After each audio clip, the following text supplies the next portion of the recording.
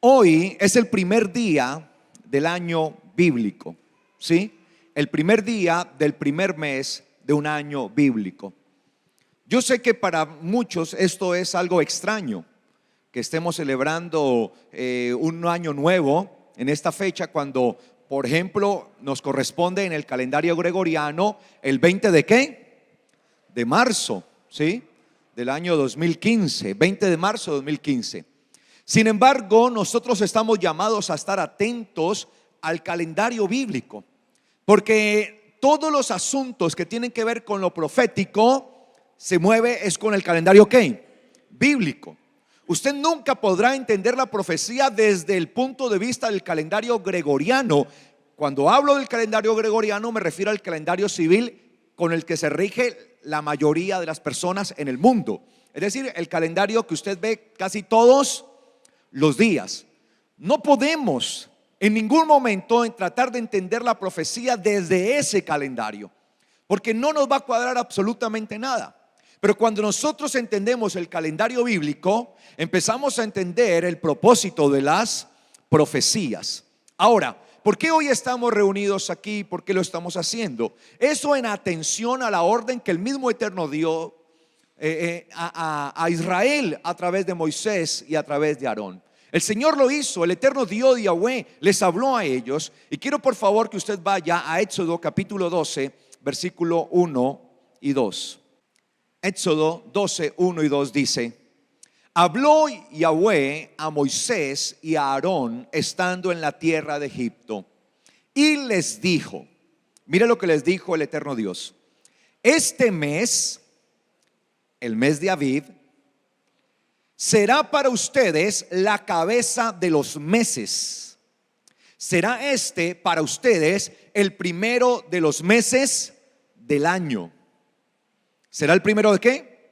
De los meses del año. Ahora busque por favor Éxodo 23, 15. Éxodo 23, 15. Dice Éxodo 23, 15: la fiesta de los ácimos son los panes sin levadura, eso es un ácimo. La fiesta de los ácimos guardarás.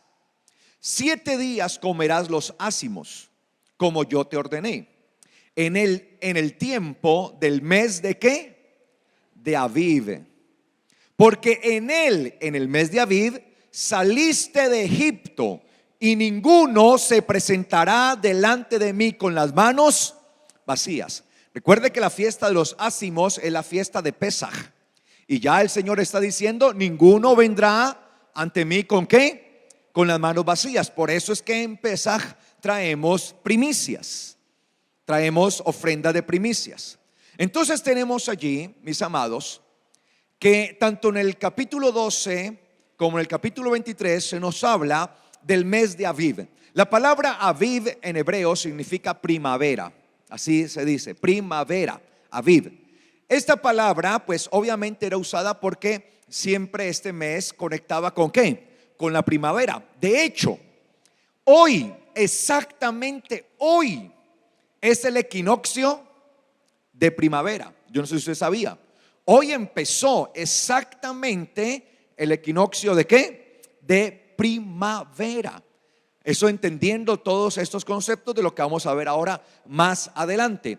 Y el Señor les ordena a Moisés y al sacerdote Aarón y le dice: este será el primer mes de todos, el primer mes del año. Este será el mes cabeza del año. ¿Por qué le dice eso? Porque cuando estaba hablándoles el Señor a ellos, el mes de Aviv en el calendario bíblico hasta ese momento, ¿qué mes era? El mes séptimo. ¿Qué mes era? El mes séptimo. Pero el Señor, ¿qué les dice? ¿Será qué? El primero. Es decir, que pasaría de ser el séptimo a ser ¿qué? El primero. Por lo tanto, el conteo de los meses partiría desde Aviv ahora. Desde Aviv, no desde el mes de Tisri como era acostumbrado, sino desde el mes de Aviv. Ahora, a partir de ese momento, cuando volviera el otro Aviv, ellos sabían que ahí ese sería ¿qué? el primero de los meses. Ya no sería ¿qué? El séptimo, sino ¿qué? El primero. Pero vemos que ha habido una infidelidad en eso, porque no se cumple ese mandato. De hecho, ni siquiera en Israel hasta el día de hoy se cumple ese mandato. ¿Usted cree que los judíos, aún en Israel, están celebrando hoy el año nuevo, el primer mes del año? No. Para los judíos, el primer mes del año sigue siendo ¿cuál? Tisri. Y por eso usted ve que ellos celebran y salen en su celebración. Cuando el Señor ordenó que el primer mes del año, la cabeza de los meses, sería ¿cuál? Aviv. Y a partir de allí, usted sigue leyendo y se dará cuenta que siempre en la Biblia se muestra a Aviv como el primer de los meses. Siempre. No como el séptimo, sino como el primer. Ahora, a este mes Aviv también se le conoce con el nombre de Nisan. ¿Con qué otro nombre se le conoce? Nisan. La palabra Nisan significa retoño o primer brote, que refiriéndose a los brotes primeros que se dan ¿en qué? En la primavera, cuando brotan, ¿no? Cuando abren las flores bien hermosas. Entonces por eso también se le conocía como el mes del retoño, como el mes del brote, cuando brotan las flores. Y ese nombre lo tenemos en el libro de Esther, Esther 3:7. Esther capítulo 3 versículo 7. Abra su Biblia allí, por favor. Dice Esther 3:7: en el mes ¿qué? Primero, que es el mes de ¿qué? De Nisan. En el mes primero, que es el mes de Nisan. Entonces mire que ya había una costumbre, ¿no? Para ese entonces, de que el primer mes era ¿qué? Nisan. Solo que cuando el fariseísmo surgió como el rector primario de Israel dentro de la religiosidad, el fariseísmo no hizo el cambio, sino que siguieron persistiendo en que el primer mes era ¿cuál? Tisri, ¿sí? Porque hasta el día de hoy, ¿sí? Se ve eso. Y por eso usted ve que hacen la celebración. Por eso vemos que el mundo, hoy para el mundo esto no hay ningún tipo de importancia. Y no estamos entendiendo lo que esto significa, y sobre todo que estamos viviendo. Ahora, entonces, según las escrituras, hoy tenemos el primer día del primer ¿qué? Mes. ¿De qué año? Bueno, según mis cálculos y lo que yo he podido desarrollar y estudiar durante tanto tiempo, tantos años, ¿sí? Hoy estamos empezando el nuevo año 5985. ¿Sí? 5985. Si usted ve el calendario judío, está en el 5775. Eso tiene una explicación, porque realmente hay un desfase que ellos tienen en que no consideraron unos años del cautiverio o del tiempo que estuvieron en Egipto, ¿sí? Pero de acuerdo a lo que les digo, este cálculo, ¿no? Porque en realidad es un cálculo que yo he hecho, ¿sí? He llegado a la conclusión que estamos hoy empezando el año 5985 desde la aparición del primer hombre, desde la aparición de Adán sobre la tierra, ¿sí? 5985, es decir que ya estamos a 15 años de ¿qué? Del año ¿qué? 6000, ¿sí? A 15 años del año 6000. Ahora, nosotros debemos entender que los tiempos que el Señor fija, ¿sí? Son tiempos de bendición. El Señor aún nos dio las lumbreras, como la llama la Biblia, para que pudiéramos entender sus tiempos. Quiero por favor que me acompañen un momento allí en Génesis, capítulo 1, versículo 14.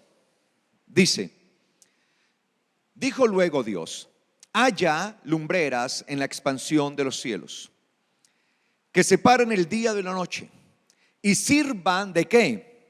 De señales Ahora, en su Biblia me imagino que dice para las estaciones, ¿cierto?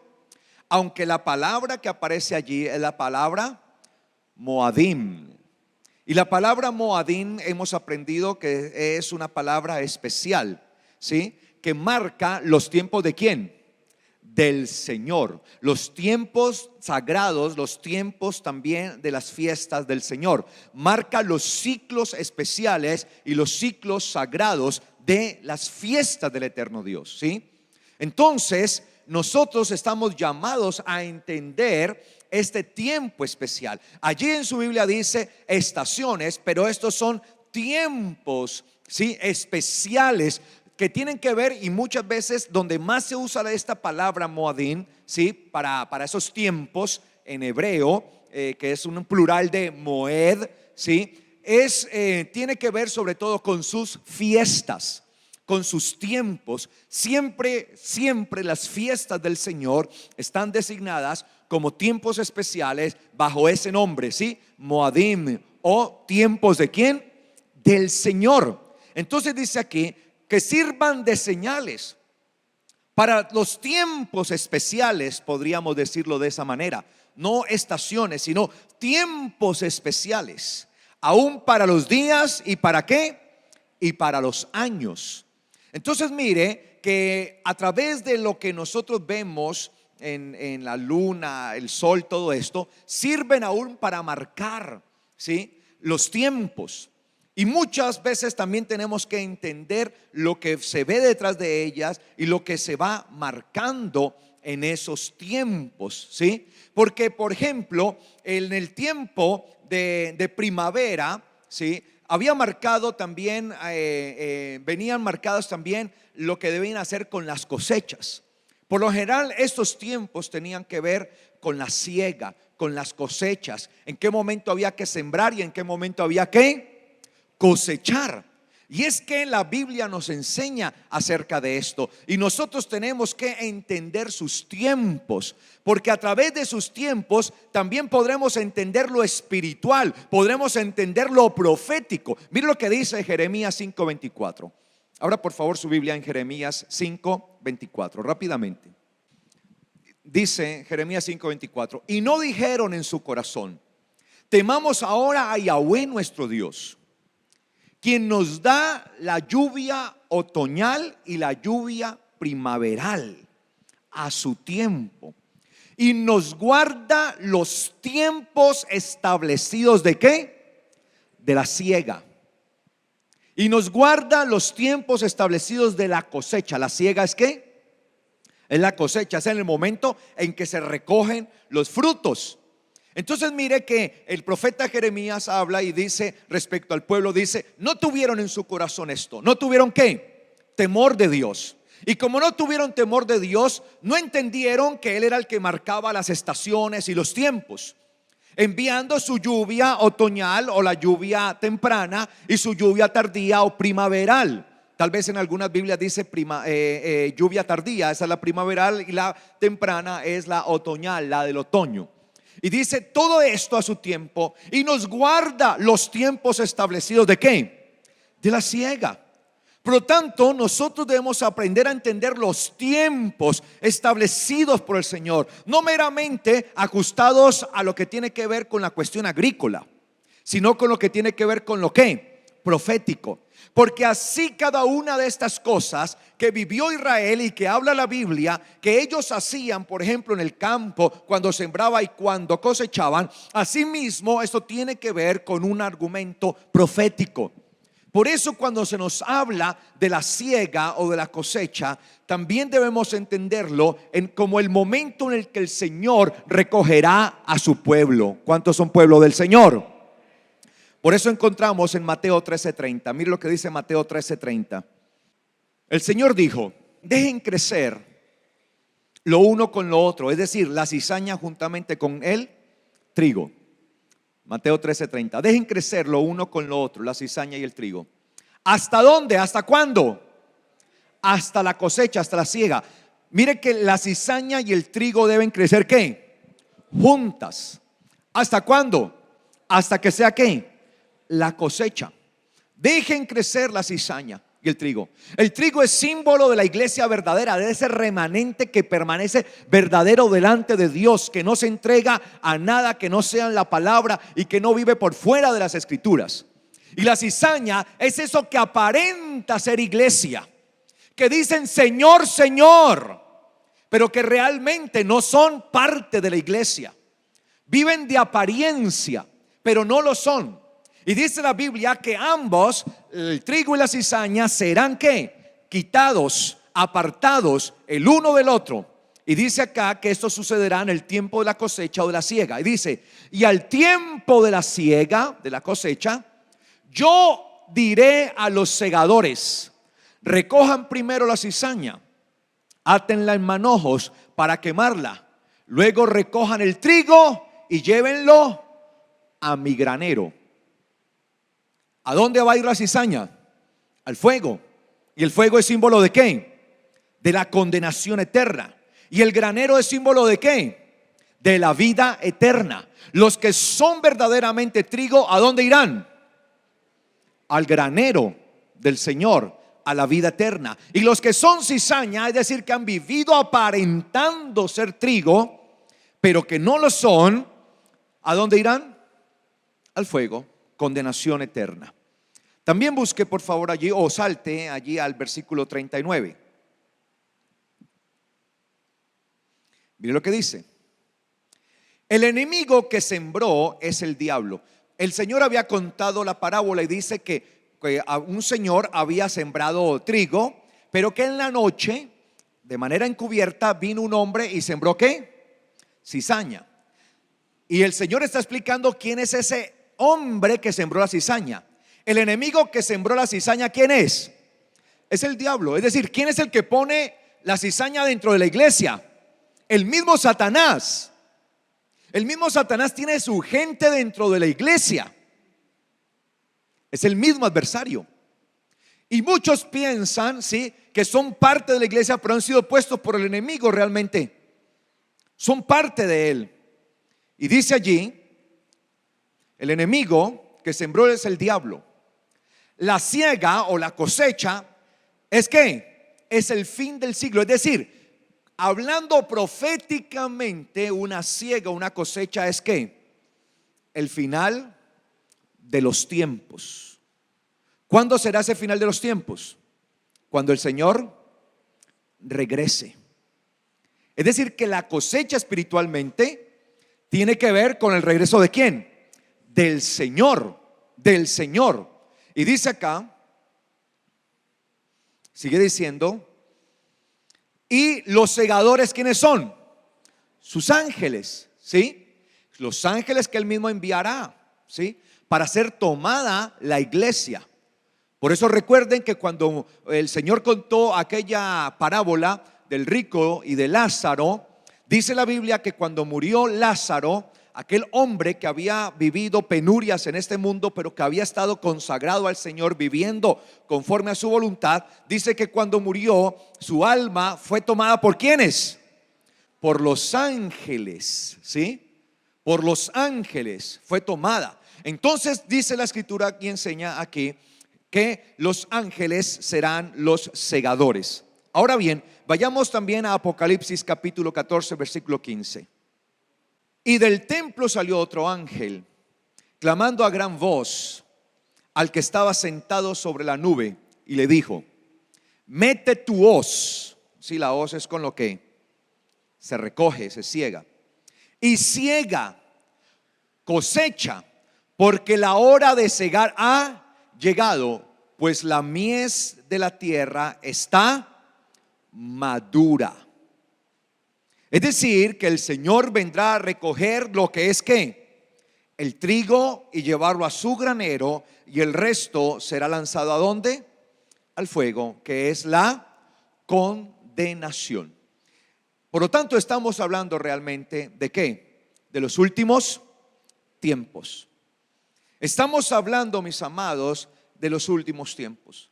Y estamos viviendo un tiempo especial. Yo no sé, la mayoría de las personas tal vez no han entendido lo que pasó hoy.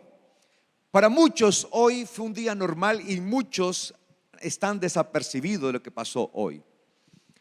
Hoy fue un día muy especial, yo no sé si usted lo sabía.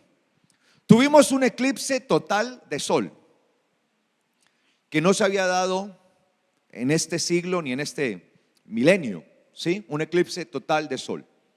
Pero adicional, junto con ese eclipse total de sol, tuvimos algo que los astrónomos llaman superluna, una superluna. Una superluna se da cuando la luna alcanza su punto más cercano a la Tierra. Recuerde que la Tierra, sí, rodea la luna, perdón, rodea la Tierra, se traslada a través de, alrededor de ella, pero su traslación es elíptica y una de las elipsis es más lejana que la otra, ¿no? A esa, lo que significa es que en este momento la luna está pasando por su elipse o la parte de la elipse más cercana, ¿sí? Más cercana a la Tierra. En la próxima superluna como la que sucedió hoy, se calcula que sea por allá para el 2028 o 2029. Es decir, no es algo que se presenta todos los años, a toda hora, a todo momento, como la que se presentó hoy, en la que hay una proyección y una línea recta entre la luna, el sol y la Tierra. Entonces tenemos un eclipse total de sol, tenemos una superluna y tenemos el equinoccio de primavera. Es decir, que hoy es el primer día de primavera. Pero adicional a eso, están acompañados de una tétrada de lunas rojas, las cuales ya de las 4 lunas, 2 se dieron el año pasado. La primera se dio justo el día en que se celebraba la fiesta del eterno Dios de Pesaj. Luego la segunda luna del año pasado se dio justo el día en que se celebraba la fiesta de tabernáculos, que es la última de las fiestas, la primera y la última. Ahora vendrá otra superluna. Cuando estemos aquí celebrando Pesaj, ese día habrá ¿qué? Una luna de sangre, una luna de las tétradas, será la tercera. Y justo también ¿en qué? En Pesaj, la primera de las fiestas. Y la última de las 4 lunas de sangre se dará exactamente ¿cuándo? En Sukkot, tabernáculos. No puede ser una gran coincidencia que todo caiga justo en las fechas bíblicas. Claro, si nosotros vemos eso con el calendario gregoriano, eso no tiene ningún reparo, porque eso no nos da nada, eso no nos dice nada. Pero cuando vemos el calendario bíblico, eso nos muestra una realidad. Por lo tanto, los científicos están decepcionados en el sentido que no han encontrado evidencia. Escúcheme bien, no hay una sola evidencia, o por lo menos no hay un dato histórico que muestre que todos estos hechos confluyan al mismo tiempo. O sea, no ha habido otra vez un momento en la historia de la humanidad en donde se dé una tétrada de lunas rojas, un eclipse de sol con una superluna y un equinoccio primaveral, todo en un mismo día y en un mismo espacio de tiempo. No se ha dado eso acompañado de una tétrada de lunas rojas. Y están buscando hacia futuro, ¿sí?, a ver si las computadoras muestran que se vaya a presentar un fenómeno similar a este, y no lo hay. Es decir, que lo que hoy estamos viviendo es un fenómeno único en la historia de la humanidad. Y la mayoría de la gente, como si nada, no entienden. Porque no entendemos los tiempos del Señor. Porque nuestra mentalidad está apartada de entender lo que enseñan las Escrituras. Porque nos hemos visto envueltos en el sistema en el que estamos, el cual está provocando alejarnos de Dios, para que no entendamos los tiempos del Señor. Por eso me gusta lo que dice el Salmo 19. Por favor, abra su Biblia en el Salmo 19. Ahora mire que vemos que todos estos fenómenos naturales se están dando y coincidiendo exactamente con cada una de las fechas bíblicas. ni más ni menos. Exactamente. Que obviamente los científicos no están teniendo en cuenta eso, ¿no? Que estos fenómenos se estén dando exactamente con las fechas bíblicas. Si le añadiéramos ese ingrediente, ¿no?, a la ecuación, que se den las 4 lunas de sangre, el eclipse total de sol, la superluna y el equinoccio primaveral, pero que se den exactamente en los días bíblicos que marcan las escrituras, no, pues ahí sí sería un fenómeno extremadamente ¿qué? Extraño. Ahí sí ni lo encontrarán. Dice acá, los cielos, algunas Biblias dicen cuentan. Es correcto esa traducción, ahora les digo, me parece correcta. Sin embargo, les he traducido de otra manera. Los cielos marcan la gloria de Dios, y la obra de sus manos es anunciada en la expansión. Día a día se hacen pronunciamientos, noche a noche se revela conocimiento. Esa es una traducción que yo mismo les hice ahí del texto. Los cielos marcan, algunas dicen cuentan. Esa palabra cuentan hay que entender que no se trata de contar algo como contar un cuento, sino que esa palabra cuentan debe entenderse es como contar, llevar un conteo. ¿Por qué? Porque la palabra que hemos traducido como marcan o cuentan es la palabra hebrea mesaprim, está en plural, mesaprim, que viene de la raíz safar, que significa señalar con una marca, llevar registro, enumerar, calcular algo, llevar la cuenta de algo, ir llevando la cuenta, ¿sí? Como que dice, lléveme la cuenta del tiempo, ¿cuánto tiempo llevo? Eso es lo que significa esa palabra. Por eso dice, los cielos marcan la gloria de Dios, los cielos cuentan, es decir, llevan ¿qué? El conteo. Es decir, que en los cielos y la expansión de todo lo que vemos, ¿sí? Es como si fuera un gran ¿qué? Reloj que va marcando, que va contando el tiempo divino, el tiempo de Dios. Y por eso dice acá, día a día se hacen pronunciamientos, ¿sí? Se pronuncian cosas. Noche a noche se revela conocimiento, es decir, cada día que pasa, a medida que vamos viendo el comportamiento del cosmos y todo lo que ha avanzado y todo lo que tenemos, vamos entendiendo el reloj profético de Dios, el reloj divino. Y quiero decirles, mis amados, que ese reloj divino está por completar su ciclo, está ya por cerrar. Prontamente se cerrará el ciclo y llegará el momento en el que el Señor diga, ha llegado el tiempo de la siega, cosechen.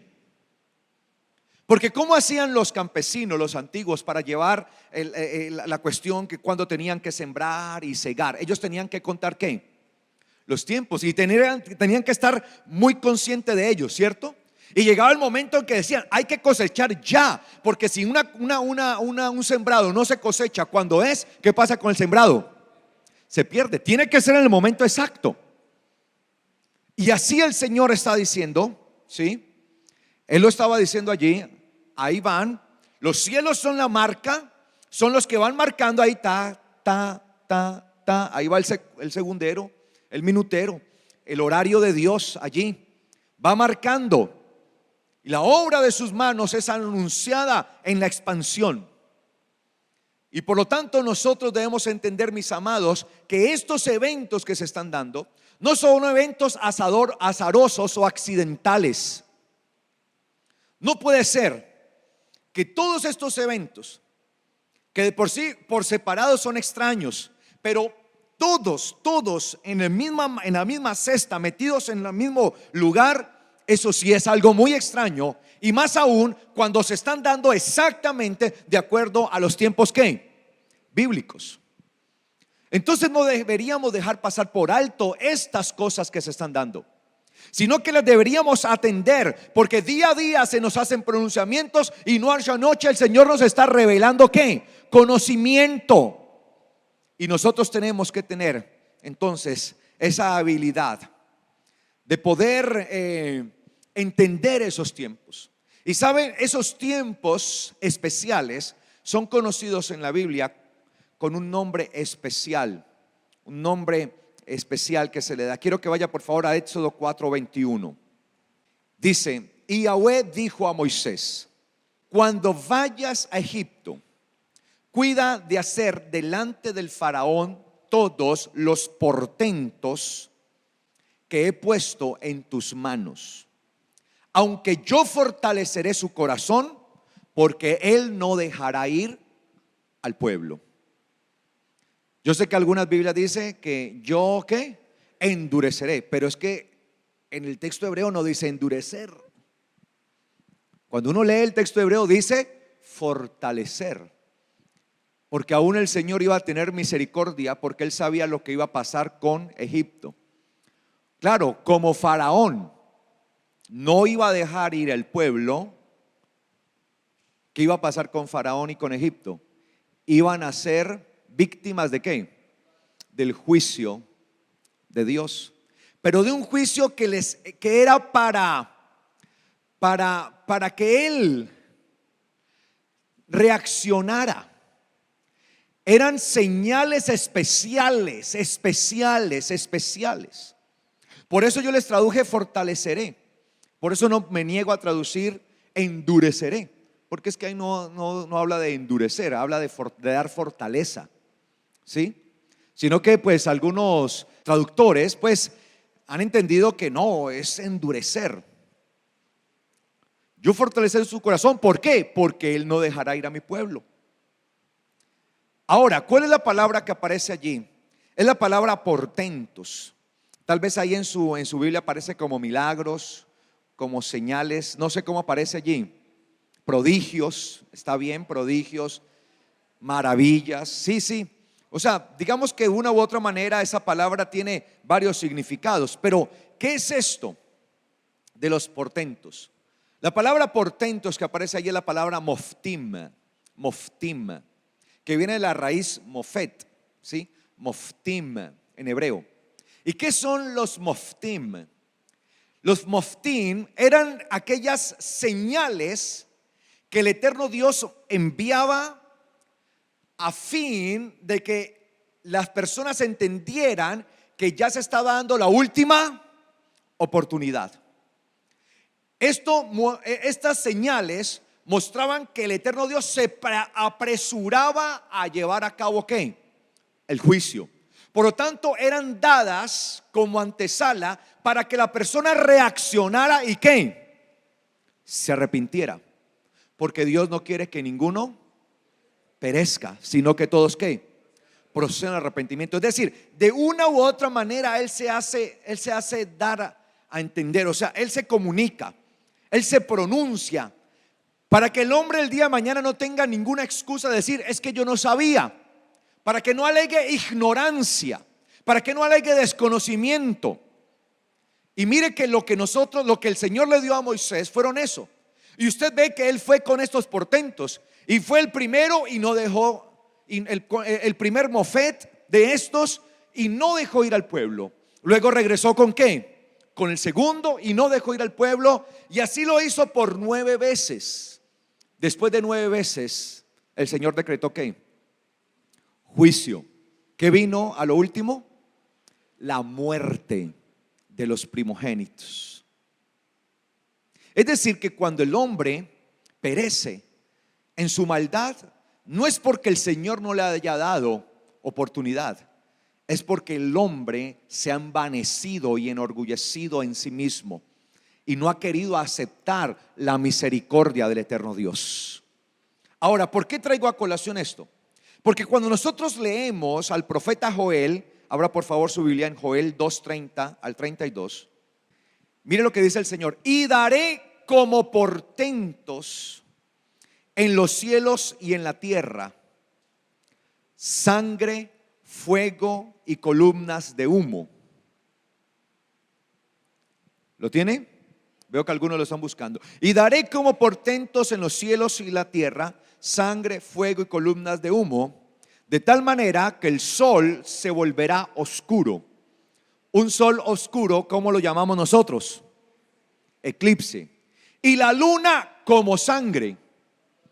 Una luna roja o luna de sangre, que también le llaman. Y la luna como sangre. Y esto sucederá ¿qué? Antes que venga ¿quién? Yom Yahweh. Yom Yahweh, el grande y temible. Sí, yo sé que en su Biblia dice, ay pastor, pero le dice antes que venga el día grande y terrible de Yahweh. Pero escúcheme bien, cuando uno lee el texto hebreo no dice antes que venga el día de Yahweh, no. Literalmente dice Yom Yahweh. Yom Yahweh Hagadol. Es decir, Yom Yahweh, el grande y temible. Es decir, que en la construcción del idioma hebreo están mostrando que Yom Yahweh es un personaje. Que Yom ahí es como un nombre. Yom Yahweh es como un apelativo que se le da a alguien. Y a ese alguien se le refiere como el grande y temible. ¿Y de quién cree usted que están hablando? ¿Quién será Yom Yahweh? Yeshua, el Señor. Cuando hablamos del día del Señor no nos estamos refiriendo a un día como tal. Sí, claro, eso va a suceder un día. Dentro de este planeta eso tendría que suceder un día. Pero en realidad es una representación más gloriosa y manifiesta del Señor. Entonces está diciendo el profeta allí, antes que venga, porque Él va a venir, dice, antes que venga Yo Yahweh, el grande y temible. Entonces dice acá, todo el que invoque el nombre de Yahweh escapará. Aunque en el monte Sión y en Jerusalén quedará un remanente. ¿Qué quedará? ¿Qué quedará? Un remanente conforme ha dicho Yahweh. Y entre los sobrevivientes estarán los que Yahweh llamó. ¿A cuántos ha llamado el Señor? ¿A cuántos ha llamado? Nosotros somos ese ¿qué? Remanente. Somos parte de ese remanente. No estoy diciendo que somos el único remanente. No, somos ¿qué? Parte del remanente que el eterno Dios ha ¿qué? Llamado. Y ese remanente debe estar preparado, invocando, viviendo en el nombre de Yahweh, viviendo en la esperanza de la venida de Yom Yahweh, es decir, en la venida de Yeshua, de Jesucristo, de nuestro Señor. Y dice que antes que Él venga, antes que venga Yom Yahweh, el grande y temible, antes que Él venga, dice que habrá unos eventos. El sol se volverá oscuro y la luna como sangre. Marca unos eventos específicos, marca unos eventos singulares. Y sin lugar a duda, los eventos que estamos viviendo, estos eventos que estamos viendo, esas lunas de sangre, ese eclipse de sol hoy, las lunas de sangre que faltan, esa superluna y todo lo que está mostrando es la misma naturaleza, es el mismo Dios mostrando sus portentos, moftín. Porque la palabra que usa el profeta Joel allí dice, y daré como portentos o como señales o como prodigios, no sé cómo diga su Biblia, es también la palabra moftín. Y la palabra moftín nos está hablando de las últimas cosas que el Señor hace antes de enviar ¿qué? Su juicio. Porque cuando el Señor venga, Él vendrá a hacer ¿qué? Juicio a las naciones. Y vendrá el Señor. Por lo tanto, la Biblia nos está mostrando esto. Pero como no entendemos de los tiempos bíblicos, nos parece totalmente extraño esto. Porque no estamos acostumbrados a los tiempos bíblicos. Claro, porque estamos acostumbrados a manejar otro calendario que no tiene que ver con nosotros, el calendario gregoriano. O sí tiene que ver con nosotros, porque pues es el calendario que por el cual se rige hoy ¿qué? Todo el mundo. ¿Y por qué se rige todo el mundo por ese calendario? Bueno, eso como parte del engaño que el enemigo ha traído, que el enemigo ha hecho. Aún eso estaba profetizado. Si usted lee, pues veamos ahí Daniel, por favor, capítulo 7, versículo 25. Hablando Daniel respecto a aquel sistema demoníaco, diabólico del anticristo. Y recuerde que la palabra anticristo como tal, más que significar contra Cristo, significa el que ocupa el lugar de Cristo, del Mesías. Porque la palabra anti significa ocupar el lugar de. La palabra en griego que significa literalmente contra, en contra de algo, es la palabra kata, ¿sí? Catacristo, ¿sí? Ahí sí, en contra, una oposición férrea. Pero la palabra anti, en realidad, en su primera definición en griego, significa ocupar el lugar de. Por lo tanto, la palabra o eso de anticristo nos lleva a entender es que se levantará un sistema que querrá ocupar ¿qué? ¿El lugar de quién? De Dios. Y ya Daniel lo estaba diciendo, mire, hablando de eso, hablando de esto dice, y hablará palabras en contra del Altísimo. ¿Sí? Se opondrá, ¿sí? En contra del Señor se opondrá, vendrá contra él hablando palabras contra el Altísimo. Y a los santos del Altísimo querrá afligir, ¿sí? Querrá traer aflicción, querrá poner quebrantamiento, aflicción, que es lo que aparece la palabra allí. En alguna Biblia dice quebrantar, ¿sí? Querrá afligir, querrá quebrantar. Y en su pensamiento, en su mente, tendrá esto. ¿Qué tendrá en su mente? Cambiar ¿qué? Los tiempos y la ley. ¿Qué ha querido siempre el enemigo? ¿Cambiar qué? Los tiempos y la ley. ¿Con qué propósito? Pues desviar al hombre. Si no entiende, si cambia los tiempos, pues no vamos a entender las profecías. Y ese es un pensamiento, ¿sí?, de anticristo.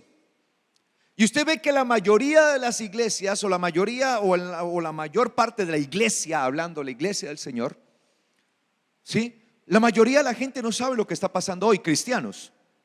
No saben que hoy es el primer día del primer mes y que hay un año nuevo y que se está dando un nuevo ciclo.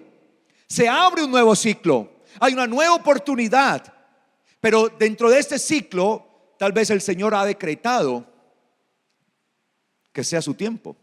Ahora no estoy diciendo que este sea año, ¿no? Porque recuerde que lo que el profeta está diciendo es que primeramente se darán estas señales: lunas de sangre, un eclipse de sol, toda esta cantidad de cosas. Y como lo digo, lo que estamos viendo, estas que se dieron en este tiempo son únicas. Quiero que entendamos esto, porque alguien dirá, pero siempre ha habido eclipses de sol, siempre ha habido lunas rojas, aunque las lunas rojas son muy difíciles, pero lo ha habido, sí. Y eclipses del sol, sí, claro. Pero que se den todas en conjunto, como tal, no. Y no existe registro alguno, vuelvo y le digo, histórico, que muestre que alguna vez haya sido así. Esta sería la primera vez en la historia de la humanidad, y no hay registro de que se vaya a dar otra, con todas las características que le he hablado, ¿no? Esos son señales contundentes. Claro, cuando uno entiende la Biblia, cuando uno entiende la palabra y entiende sus tiempos, pues uno entiende lo que está pasando. Para la gente no deja de ser un mero espectáculo. Qué lindo, qué bonito, bueno, y la vida sigue como si nada. Son señales que nos están llevando ¿qué? El conteo. Están llevando el conteo, están mostrando una verdad de Dios. Nos están mostrando el tiempo profético, el tiempo en el reloj de Dios. Estamos viendo claramente qué hora es proféticamente. Y según esto, faltan 5 para las 12. Sí, porque esos últimos dice que serían, de los últimos dice, serán antes que venga ¿qué? Yom Yahweh, el Mesías. Antes. Ahora, no estoy diciendo que van a ser de inmediato en el mismo año. No, puede ser un año, 2 años, 3 años, 10 años, 15 años, tal vez para el año 6000, cuando se cumplen los 120 jubileos de que habla la Biblia, porque 120 jubileos son 6000 años, que eso es lo que el Señor decretó como el tiempo para el ser humano gobernar sobre la tierra. 6000 años, 120 jubileos, cada uno de 50 años. Y el tiempo de gobernar, claro, porque es que cuando el Señor hizo al hombre, ¿qué le dijo? ¿Cuál fue la orden que el Señor le entregó al hombre? Cuando lo hizo, ¿qué le dijo? Señorea. Es decir, lo puso a señorear sobre la tierra. Y hasta el día de hoy, el señorío sobre la tierra es ejercido ¿por quién? Por el hombre. Pero cuando venga el Mesías, el señorío del hombre habrá terminado y empezará un nuevo régimen, un nuevo señorío lleno de gloria y esplendor. Y esperamos ese señorío. ¿Cuántos esperan el señorío del Señor? ¿Cuántos esperan que venga el Señor? Él está cercano, cercano está el día del Señor, dice la palabra. Cercano está Yom Yahweh. Cuando dice la palabra cercano está el día del Señor, ahí literalmente dice cercano está Yom Yahweh. Cercano, muy cerca. Su voz se oye ya, muy cerca. Ya se empezaron a dar las señales que lo muestran así. Y no estoy diciendo que en el año 6000 vaya a venir, ojo, no estoy poniendo fecha a esto. Cuando hablo del año 6000 estoy hablando, obviamente me estoy refiriendo al calendario ¿qué? Bíblico. Porque hoy estamos entendiendo que estamos empezando el año 5985. ¿Sí? Estamos en el año 85. Imagínense. 5985. Entonces dice acá, pensará, él tendrá en su mente esto, cambiar, ¿sí? Pero lo que me gusta más que cambiar allí es la palabra literal, que es una palabra que significa como abrogar, ¿sí? Como revocar los tiempos y la ley. Y serán entregados en su mano hasta tiempo, tiempos y medio tiempo. Bueno, si vemos eso de tiempo, tiempo y medio tiempo, posiblemente eso se refiera a 3 años y medio. ¿Sí? Pero eso tiene otra explicación que hoy no voy a dar acá. Entonces dice que en su mente tendrá eso, el sistema del anticristo, cambiar. Por eso nosotros hoy nos regimos por un calendario que no es propio de nosotros, el calendario gregoriano, que fue introducido por el Papa Gregorio XIII en el año de 1582. Es decir, el calendario que hoy vivimos y el calendario que hoy se rige la mayoría, ¿sí? Antes de ese calendario había otro que era el juliano. Y eso han habido cantidad de calendarios y vemos que cada imperio ha querido poner su calendario, y esto ha hecho ha hecho que la gente se disipe de entender los tiempos de Dios. Y en el que vivimos ahora, prácticamente el calendario gregoriano es el que rige en todo el mundo. Son muy pocos los países que no se rigen por este calendario, el gregoriano, que es el que nos rige a todos, introducido en 1582, el Papa Gregorio XIII. Él lo introdujo. Entonces vemos que eso hace parte de todo ese esquema religioso que ha venido acá para disiparnos, para que no entendamos la verdad. Ahora, ¿qué debemos hacer? ¿Cómo debemos nosotros actuar? Bueno, quisiera que me acompañe a Deuteronomio y vamos a pararnos un momentico allí. Quiero ver algunas cosas acá en Deuteronomio capítulo 4. Yo siento hoy es un tiempo especial. Hoy evidentemente ha habido un mofet, ¿sí? Una de esas señales particulares, así como cuando, haga de cuenta como cuando Moisés fue a donde Faraón. Faraón, deja ir a mi pueblo, dice el Señor. No, y vino ese mofet. Pero ¿qué se esperaba de Faraón? que entendiera, recapacitara y se arrepintiera. Ahora, ¿qué pasó? Cuando Faraón no lo hizo, pues vino la destrucción. No podemos ser nosotros insensatos. Hoy se está marcando un Mofet. Hoy está viniendo a nosotros y se está mostrando al mundo. Mire, ahí tienen. Pero si no entendemos la escritura, si no entendemos el carácter profético, no vamos esto no deja de ser un simple evento cósmico que nos maravilla. Deuteronomio 4:1 en adelante dice: ahora pues, Israel, oye los estatutos y decretos que yo te enseño, para que los hagas y vivas y entres y poseas la tierra que Yahweh, el Dios de tus padres, te da. Mire lo que dice: mira los estatutos, las leyes, esos estatutos ahí, las leyes, los decretos que el Señor les da, para que los hagan y vivan y puedan entrar a poseer la tierra, ¿sí? Y puedan entrar a poseer la tierra. Cuando nosotros vivimos de acuerdo a las leyes del eterno Dios, cuando vivimos de acuerdo a sus mandamientos, podremos poseer ¿qué? La tierra prometida. Y la tierra prometida para nosotros, ¿cuál es? ¿Cuál es? Aquella ciudad celestial, ¿sí?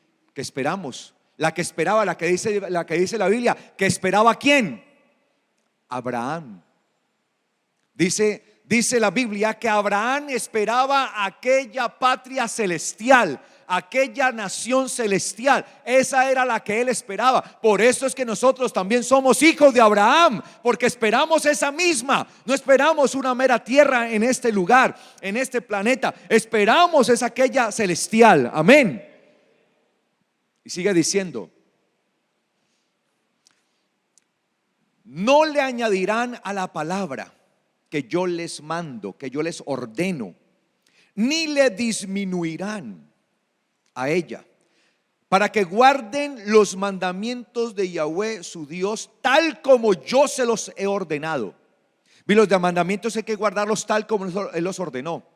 Ni hay que ponerles, ni hay que quitarles. Ese ha sido el problema, que muchos le han querido quitar a los mandamientos y otros le han querido ¿qué? Poner. Y ahí tenemos un grave problema. Esa es la religiosidad, porque estamos desdeñando los mandamientos, los estamos destruyendo de esa manera. Sus ojos vieron lo que hizo Yahweh. ¿Con motivo de quién? ¿Con motivo de quién? De Baal Peor. Ojo, ¿con motivo de quién? De Baal Peor. ¿Qué es Baal Peor? La palabra Baal comúnmente significa Señor, ¿sí? Señor. De hecho, usted ve que en la Biblia hay dos palabras para Señor: Baal y Adón. Adón. Por eso al eterno Dios comúnmente se le llama Adonai. Solo a Él se le dice Adonai, porque Adonai es la expresión majestática, es una expresión de majestad, para decir mi Señor. Solamente a Él se le dice Adonai. Pero la palabra común es Adón, Señor, y Baal. Y por eso uno ve que hay esa contraposición, ¿no? Siempre. Si Baal es el Señor, o sea, si Él es el Señor o es Yahweh el Señor. Siempre, ¿no? Allí. Ambas significan Señor, Baal y Adón, Señor. En este caso estamos viendo Baal. ¿Y qué significa peor? Obviamente como palabra hebrea, ¿no? No estoy peor en la palabra español, ¿no? Algo malo, no. ¿Sí? En ningún momento. Peor significa bostezar. Significa letargo, dormir. Es el bostezo que se da cuando se pierde fuerzas. Por lo general, cuando uno bosteza, y espero que aquí no empiecen alguna hora a decir, o sea, cuando uno bosteza, cuando siente adormecimiento, cuando siente cansancio, que ya no puedo más, es decir, muestra un estado de letargo, un estado de somnolencia. Y eso es Baal Peor. Y Baal Peor se ha metido en la iglesia. Y por eso la iglesia, ¿qué?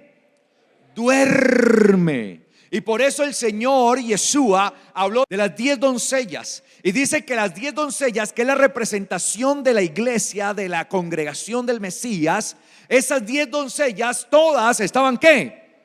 Dormidas. Como que Baal peor las ha ¿qué? Adormecido. Las ha llevado a un letargo. Las ha llevado a un estado de somnolencia, de dormir. Y por eso aquellas doncellas, eso se encuentra en Mateo 25, aquellas doncellas se encuentran durmiendo. Y mire que las 10 estaban esperando ¿a quién?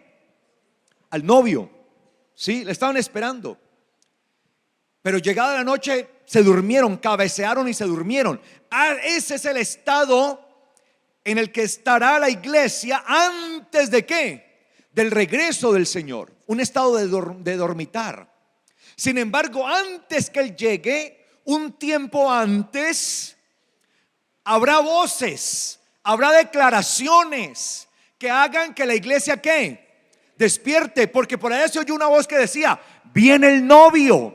Y dice que inmediatamente ¿qué? Despertaron. No despertaron porque había llegado, sino que despertaron ¿por qué? Por el anuncio.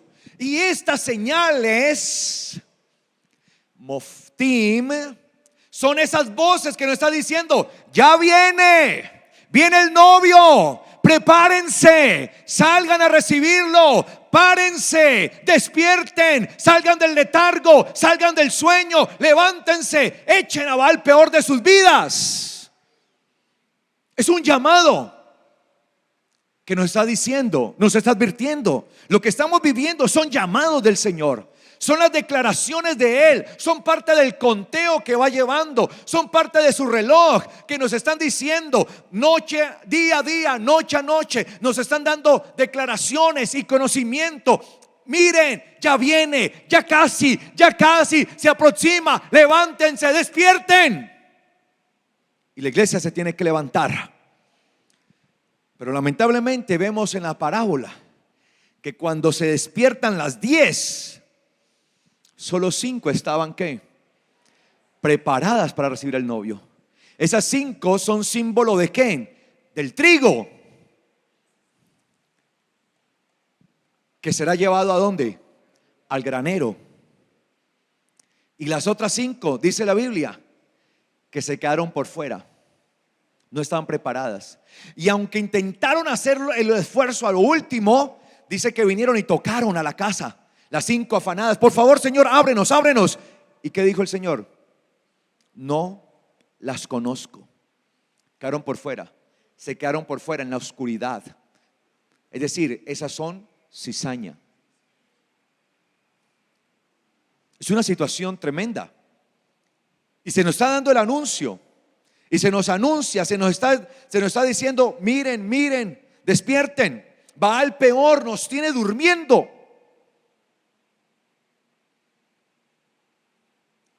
Vamos de aquí para allá, hacemos esto, que encuentros por aquí, encuentros por allá, que lo apostólico, que lo profético, gloria. Y con esa cantidad de cosas estamos así y no entendemos los tiempos. Es para que la iglesia esté orando más, esté más en el Señor, expectante, preparándose, viviendo una vida santa, en integridad, en el nombre del Señor. Y ahí están el sol, la luna, todo esto.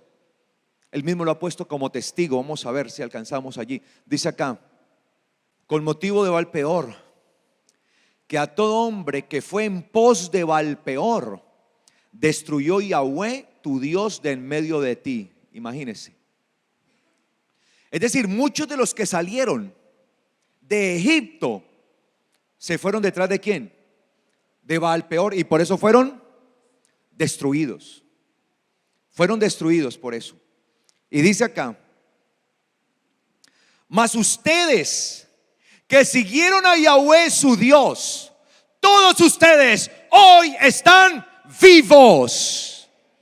¿Quiénes estarán vivos? ¿Quiénes estarán vivos? Los que sigan ¿a quién? A Yahweh como su Dios. Mire, eso fue lo que pasó. Salió un gran número de personas de Egipto. Todas entraron a la tierra prometida. De hecho, la mayoría pereció. Se dejaron llevar por el letargo.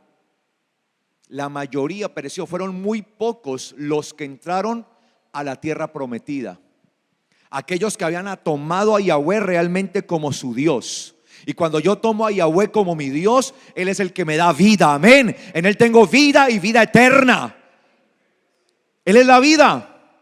Cuando nos tomamos de las cosas de este mundo, cuando nos dejamos llevar por las cosas de este mundo, por los señores de este mundo, y este mundo se convierte en nuestro Señor y nos dejamos envolver de estas cosas, pues vamos a perecer. Pero cuando nosotros dejamos todas estas cosas de este mundo para volvernos al Señor y ser sus hijos y ser sus siervos y vivir conforme a su palabra, conforme a su ley, conforme a sus mandamientos, cada día en santidad, cada día en santificación, pues hasta ese día, cuando Él venga, estaremos en pie, firmes, con la frente en alto, y estaremos vivos para entrar a la vida eterna, amén. ¿Cuántos estarán ahí? En la vida eterna estaremos. Y dice acá: miren, yo les he enseñado leyes y decretos, tal como Yahweh mi Dios me lo ordenó, para que hagan así en medio de la tierra en la cual entrarán para tomar posesión de ella. Mire, Dios le había entregado a Moisés los mandamientos y su Torah para que ellos los pusieran en práctica. ¿Desde dónde? Desde el desierto, ¿sí o no? Pero luego les dice que esos mandamientos, esos decretos, esas leyes las tenían que poner en práctica. ¿En dónde? Cuando entraran a la tierra prometida. Si nosotros no somos fieles en lo poco, no seremos fieles en lo mucho. Aquí se nos han dado leyes y se nos han dado estatutos a través de la Torá que el Señor entregó. ¿Qué se espera de nosotros? Que los cumplamos aquí, porque este mundo para nosotros hoy, o sea, la vida que nosotros vivimos como creyentes hoy, representa ¿qué? El desierto. ¿En dónde estamos? El desierto, sí, porque salimos de Egipto, del mundo del pecado. Salimos a través del Salvador, nos sacó, y ahora estamos como peregrinos y caminando como gente extranjera y errantes en este mundo a través del desierto, caminando día a día para llegar a la tierra que Él nos prometió, al lugar glorioso, a su presencia. Y nos ha dado mandamientos y nos ha dado leyes, nos dio su santa Torá, y a través de ella tenemos que vivirla, porque es por ella que tendremos vida, es por ella que podremos estar en pie delante del eterno Dios. Y ahí vamos caminando, y tenemos que aprender a vivirlo acá. Por lo tanto, quienes no aprendan a vivir conforme los mandamientos aquí, nunca podrán entrar allá. Porque una persona que fue infiel en lo poco no va a ser puesta en lo mucho. Si somos fieles en lo poco, y esto es lo poco, aquí estamos en lo poco, y se nos demanda vivir conforme a los mandamientos y a la Torá del eterno Dios. Por lo tanto, yo vivo conforme a su Torá, yo vivo conforme a sus mandamientos. Entonces estoy siendo fiel en lo poco, y si soy fiel en lo poco, pues voy a ser puesto en lo mucho, porque allá voy a seguir viviendo fiel a Dios. ¿Usted cree que el Señor va a hacer entrar a su presencia un rebelde? Alguien que se rebele a su palabra. Si yo no vivo conforme a los mandamientos del eterno Dios, me estoy rebelando a su palabra. Entró en rebelión a su palabra. ¿Y usted cree que Dios va a entrar a un rebelde a su gloria? Si no puede vivir los mandamientos de aquí, ¿cómo va a vivir las leyes del reino allá? Allá también hay leyes. ¿O usted cree que el reino de Dios no se rige por leyes? Todo reino tiene leyes. Y dice acá, versículo 6, ¿cierto? Guárdenlos y pónganlos por obra. Guárdenlos, esa palabra shamar, guardar, que significa proteger. Es decir, los mandamientos, cuando los hacemos, los estamos ¿qué? Protegiendo. Estamos custodiando, somos custodios de los mandamientos. A la medida que nosotros vivimos conforme a los mandamientos, estamos custodiándolos. Dice acá, porque esta es su sabiduría ¿Qué son los mandamientos? ¿Qué son los mandamientos? Nuestra sabiduría y su inteligencia, el entendimiento. ¿Qué son los mandamientos? Inteligencia, sabiduría, ante los ojos de los demás pueblos, los cuales oirán todos estos estatutos, todas estas normas, todas estas leyes, y dirán: verdaderamente este es un pueblo sabio y entendido. ¿Qué nación tan grande es esta? Nosotros estamos llamados a eso, mis amados, a vivir conforme a su palabra. Y mira lo que sigue diciendo: porque ¿qué nación grande hay que tenga dioses tan cercanos a ellos como le está Yahweh, nuestro Dios, en todo cuanto le rogamos, en todo cuanto le llamamos, en todo cuanto le clamamos? O sea, ¿qué otro Dios? No hay otro Dios que esté cercano como Yahweh cuando nosotros le clamamos. Cuando usted clama a Yahweh, Él le oye. Cuando usted clama al Dios verdadero, al único, Él le oye. El Dios Padre eterno, Él le oye. Amén. Por eso Yeshua, su hijo, le clamaba a Él. Y por eso siempre venía y le decía: Padre, porque sabía que Él lo oía. Y cuando usted le clama a Él, Él le oye. Amén. Y dice acá: ¿y qué nación grande hay que tenga leyes? Ojo con eso. Que tenga decretos tan justos como es toda esta ley, como es toda esta Torah, que yo he puesto delante de ustedes hoy. ¿Qué otra nación tiene leyes y decretos tan justos como lo es toda la Torah? Nosotros estamos llamados a eso. Y el llamado que el Señor nos está haciendo hoy, en este nuevo ciclo, porque hoy empieza un nuevo ciclo, amén.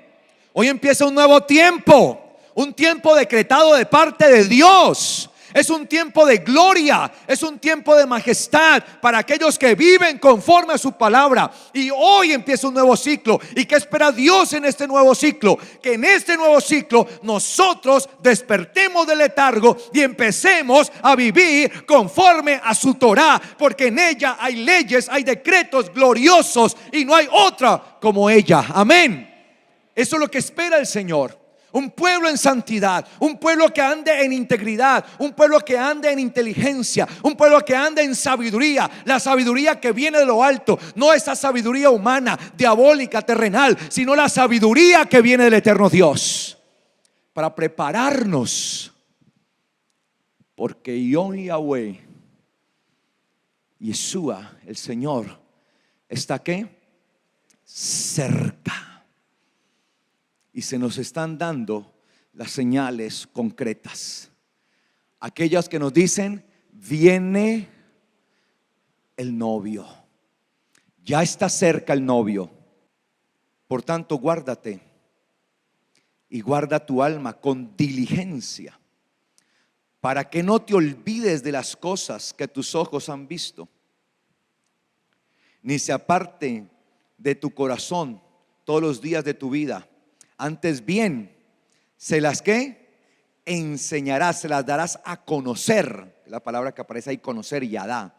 Se las darás a conocer a tus hijos y a los hijos de tus hijos.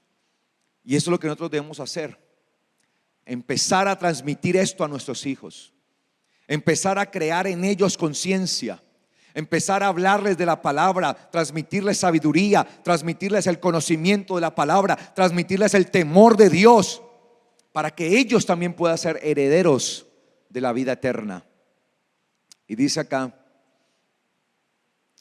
el día que estuviste delante de Yahweh tu Dios en Horeb, cuando Yahweh me dijo: reúneme el pueblo para que yo les haga oír mis palabras, las cuales aprenderán para temerme todos los días que vivan sobre la tierra, y las enseñarán a sus hijos. ¿Para qué han sido dados los mandamientos y todas las leyes que tenemos? ¿Para qué? ¿Para que aprendamos a qué? A temer a Yahweh por un día, un año, 10 años. ¿Qué dice ahí? Todos los días que vivas, todos los días que vivan, todos los días que vivan. Es decir, mientras estemos en esta tierra debemos vivir conforme a sus mandamientos. Y si nosotros vivimos conforme a sus mandamientos y así enseñamos a nuestros hijos, habremos sido fieles en lo poco y seremos puestos en lo mucho. Amén. Amén, iglesia. Por lo tanto, el Señor nos está llamando a prepararnos. Debe haber una preparación continua y constante en nosotros. Una preparación en la que Él está demandando de nosotros que vivamos conforme a su palabra, que vivamos conforme a lo que Él ha dicho. El problema es que muchas veces no nos dejamos enseñar. Quiero que vayamos rápidamente y saltemos ahí mismo, allí al 4:12, allí. Dice: y habló Yahweh con ustedes en medio del fuego, pero oyeron la voz de sus palabras, mas a excepción de oír la voz, ninguna figura, ninguna imagen vieron. Esto lo decía para que no se les fuera a ocurrir hacer ¿qué? Imágenes que representaran ¿a quién? A Dios. Ojo con eso. Y les anunció su pacto, el cual les mandó poner por obra los 10 mandamientos, las 10 palabras, los cuales les mandó poner por obra las 10 palabras, Aseret Hadevarim en hebreo, las 10 palabras, los 10 mandamientos, las 10 palabras decretadas, dichas por Él. Esas 10 palabras comúnmente le llamamos los 10 mandamientos. Y dice allí que ese fue ¿qué? El pacto que el Señor hizo, que el pacto que Él entregó. Y dice allí, le anunció su pacto, el cual les mandó poner por obra los 10 mandamientos, los cuales escribió en 2 tablas de piedra. ¿En dónde fueron escritos inicialmente los mandamientos? Tablas de piedras. ¿Y qué se esperan? Que pasen de estar en tablas de piedra ¿a dónde? Al corazón. Por eso la palabra enseña y dice, ¿sí?, que Él está esperando, o que Él muda el corazón de nosotros, y que solamente aquellos que tienen un corazón de carne serán los que puedan acceder a su gracia y a su gloria, porque un corazón de piedra será desechado. Amén.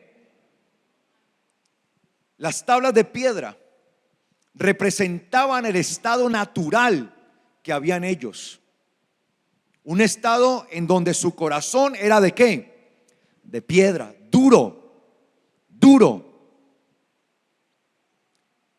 Pero se espera que cuando el Señor trae su bendición a nosotros, su gloria, su sabiduría, su conocimiento, estas palabras empiezan a ser escritas ¿en dónde?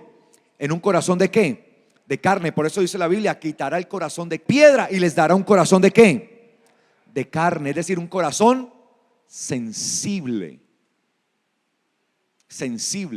Por lo tanto, ya no pueden seguir escritos en piedra los mandamientos. Ahora tienen que ser escritos ¿en dónde?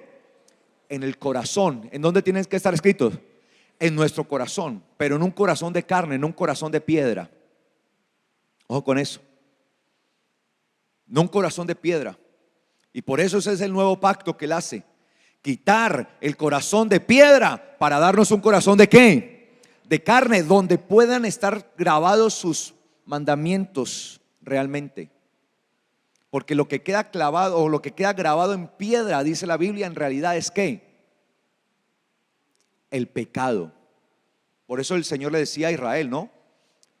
¿Sí? Oh Israel, tu pecado ha sido grabado en piedra, con cincel de hierro y punta de diamante.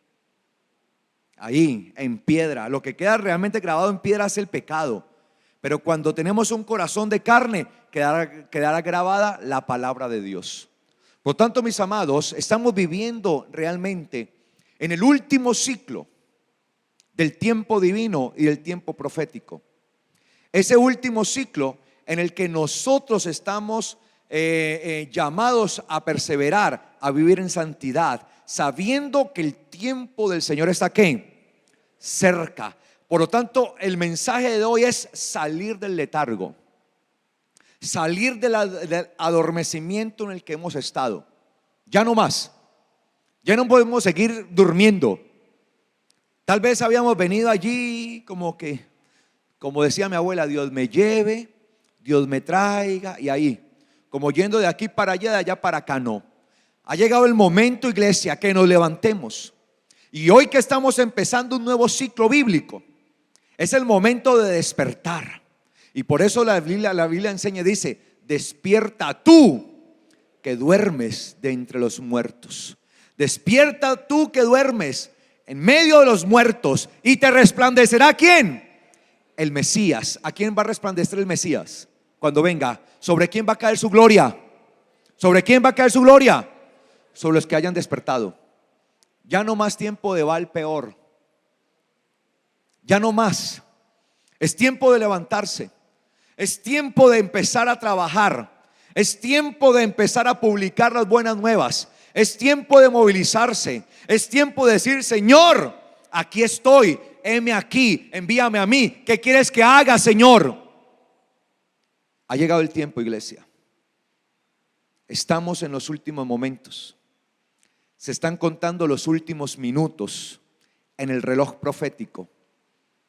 Si tuviéramos un reloj de 24 horas profético, si tuviéramos un reloj 24 horas donde las 24 horas es el tiempo final, puedo decir hoy, en el nombre del Señor, que estamos 5 minutos antes que termine ese tiempo. Si hacemos todo el recorrido del tiempo del hombre, estamos en los últimos minutos ya para concluir. Por lo tanto, es a esta generación a la que más se le va a demandar, porque a esta generación es a la que se le está dando el anuncio, sus moftim, los anuncios que dicen: despierten, sus anuncios que dicen: arrepiéntanse, sus anuncios que nos llaman a prepararnos, a estar listos cuando el Señor venga. Que para cuando Él venga no empecemos nosotros a correr de aquí para allá, a decir: no, Señor, espérame tantito, yo hoy me arreglo. No, Señor, ya salgo, Señor, dame 5 minuticos más. No, porque se habrá terminado el tiempo. Es que me estoy pintando, es que me falta encresparme las pestañas. No, Señor. Vendrá el Señor, y el que esté listo se irá con Él. ¿Cuántos van con el Señor? ¿Cuántos están preparados? Pues si no está preparado, empieza a prepararse hoy. Póngase delante del Señor y dígale: Señor, hoy me quiero preparar. He estado desapercibido, he estado somnoliento, he estado disipado, pero hoy, Señor, empiezo a prepararme, a despertar del letargo y a prepararme para tu regreso. Póngase de pies, por favor.